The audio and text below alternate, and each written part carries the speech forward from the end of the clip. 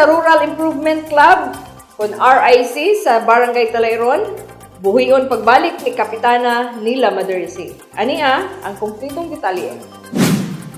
Subling buhion ni Barangay Kapitana Nila Madersi ang kahugpungan sa mga kababayinan, labi na sa mga nanay, lakip na ang mga single mom pinaagi sa Rural Improvement Club kun RIC.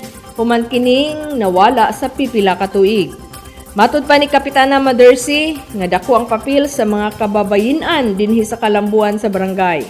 Ug sa pagbalik sa RIC, mas ma-improve ug aduna nay taas nga panlantaw alang sa kalambuan sa barangay. Hinungdan nga gustong sugdan kini sa usa ka panagtigom tali sa mga kababayinan sa Talairon aron hisgutan ang mga mahinungdanon nga mga butang ug makapili og mga bagong opisyalis. Giyawhag ang mga kababayinan nga motambong sa maong meeting karong Marso 16, adlaw nga Sabado sa may alas 3 sa hapon dito sa Talairon Covered Court.